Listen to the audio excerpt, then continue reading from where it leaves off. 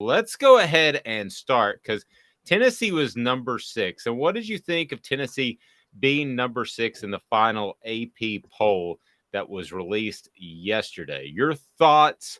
People are upset about being behind Alabama. What did you think, Caleb Calhoun? I mean, this is part of the notoriety of the polls. People are going to say, "Oh, they're just biased to the schools like Alabama." No, it's not that. There's a recency bias with the polls.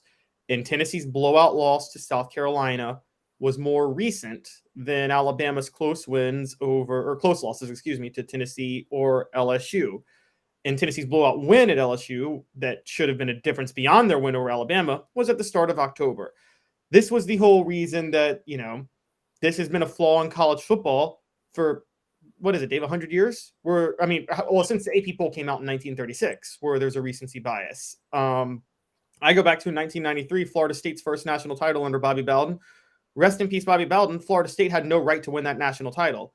They had a loss. Notre Dame had a loss. Notre Dame beat Florida State, but because Notre Dame's loss was more recent than Florida State in 1993, Florida State got the number one nod in the AP poll that year. And that was that game of the century. I'm sure you remember that. Yes, And I do. I talked to John Adams about being an AP voter one time, and I never want to do that because if you do it right, it should take you 2 or 3 hours on a Sunday, honestly, to go through every single team. And John had the approach, and he's on our YouTube channel, and we'll have an updated show with him on our YouTube channel. So hit that subscribe button and and turn your notifications on so you know when we're on. John said he went into it where somebody could go from 4 to 18 or make vast jumps based off of how they played. So the whole term that makes me cringe every time I hear it is the climbing the poles. I don't care where you start, you should not have to climb the poles. After week 1, there should be just massive chaos in your polls because you're guessing in the preseason poll and then you've learned a lot after week 1. You get along week 3 or 4, you have a better body of work, and then you're able to adjust it accordingly. But I think too many AP voters are afraid of massive change. I think they're affected by recency, and I think to some extent they're affected by not necessarily recency, but recent history, and that is Alabama's Alabama. So you can't tell me because we cover Tennessee very closely. You can't tell me the guy that is covering Washington is watching all of Tennessee and all of Alabama's games. You can't tell me that every single voter that's outside the SEC takes those 2 or 3 hours that he should as a respected AP voter. That's why they don't ask people to do it multiple times, is because it is an incredible commitment. So you can't tell me that those people have a really informed decision on SEC teams in Alabama and Tennessee. At the end of the day, I just can't see how in the world, since they played each other, that Alabama is over Tennessee in the AP poll. I thought that was absolutely, somebody stole my word, Tennessee Junior on the message board, garbage. I just thought that was garbage. And does it really matter? No, but a top 5 finish sounds darn good. A top 6 finish sounds like, yeah, it's pretty good. But Caleb, you have the head to head. Had they never played each other, okay, and they don't have the permanent matchup each and every year, then we could argue all day long if Alabama or Tennessee should be number 1. But they played each other. How hard is that? yeah, it's ridiculous. Tennessee is clearly ahead of Alabama. They have Here's what the AP poll is. And you're right. People can't fully study these games. I want to be honest. I think the AP poll probably does a better job of it than the coaches poll, because if AP writers can't do it, coaches aren't wasting their time studying every team that they watch play in the polls. So I always laugh at the idea of the coaches poll in general because of that. But as far as the AP poll goes, let's call it what it is. It's a combination of two things. It's basically a power ranking rather than a poll. It's basically a power ranking with the previous week's ranking as the default position tiebreaker. if that makes sense. Right, which it should not be. But Exactly. Exactly. now I think there are some people, I think Steve Spurrier was one that liked to, maybe have some influence and poke fun at people. I think there are other coaches that like to have a say in that and tweak things. But at the end of the day, are they really, are you judging 10 through 25 on your ballot as a coach? Do you have that much time when you've got a Georgia on the horizon or a Tennessee on the horizon or an Alabama on the horizon? You can't tell me that Kirby Smart spends more. I don't even think he spends more than 5 minutes on the coaches poll. There is no chance, Caleb. Zero.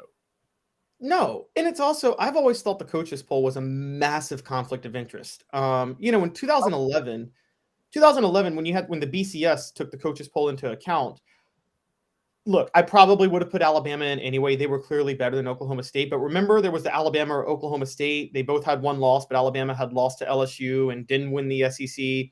Nick Saban had a vote that year in the coaches poll, and he decided to arbitrarily put Oklahoma State down at number 5 and Alabama at number 2 to get in. He did that to skew it to Alabama because even if you thought Alabama was better than Oklahoma State, you didn't think Oklahoma State was number 5. You thought they were number 3 or number 4.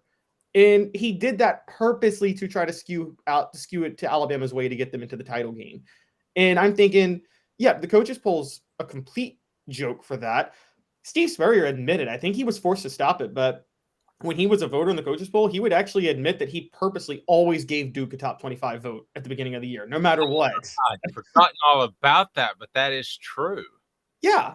Yeah. And I'm sorry, like the coaches poll to me is it's worse than the AP poll in so many ways, and there's a lot of things to criticize about the AP poll. But you're right.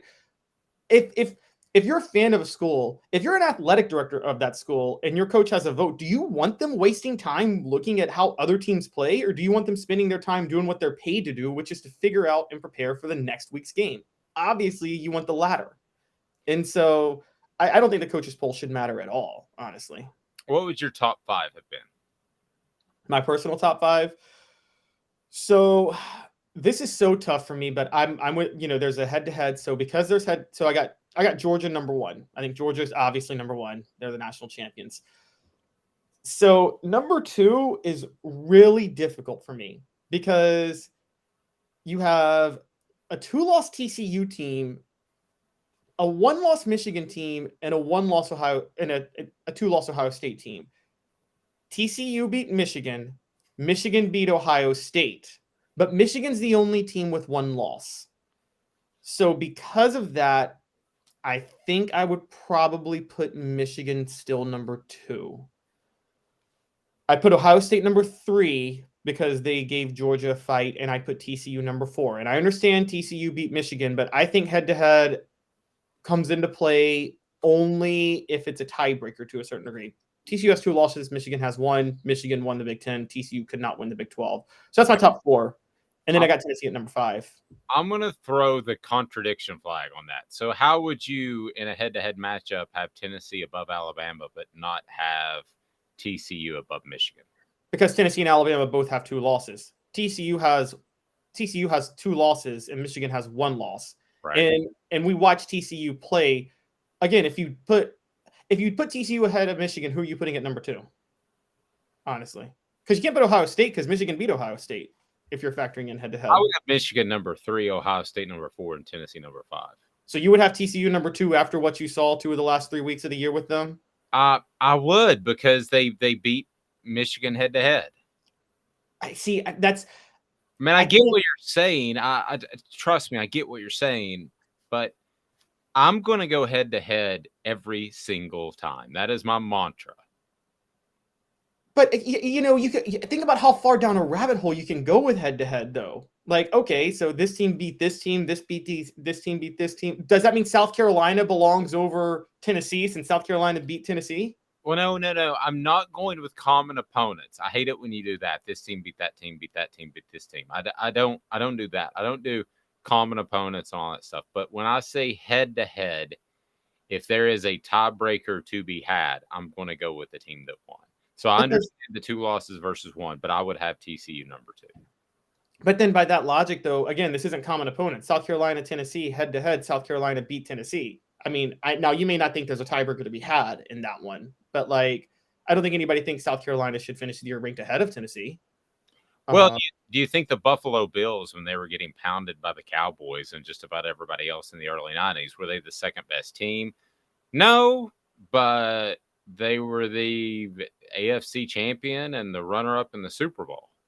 yeah, but I mean, if you compare them to those other NFC teams like the Giants, and there were so many good teams back then, the 49ers, obviously, if you compare, they're probably sixth on the list in a power ranking. yeah, and I see that, and it's actually more clear in the NBA. In the early 2000s, after Michael Jordan retired, the Western Conference was so much deeper than the Eastern Conference. It was it was known that whoever made the Western Conference Finals was the NBA Finals. That's why that Kings Lakers series is one of the most infamous series in NBA history, that 2002 Western Conference Finals, where Tim Donaghy says Game 6 was fixed. I believe him because I watched that game, and the Lakers got like 27 fouls called in their favor in the fourth quarter, and Kobe elbows Mike Bibby in the face, and there's no foul. But the reason that was so controversial was because it was so obvious whichever team was going to win that series was going to go sweep the Nets in the NBA Finals. And so, I mean, no one sits there and says the Nets were the second best team in the NBA that year. Everybody knows that it was the Kings and the Lakers.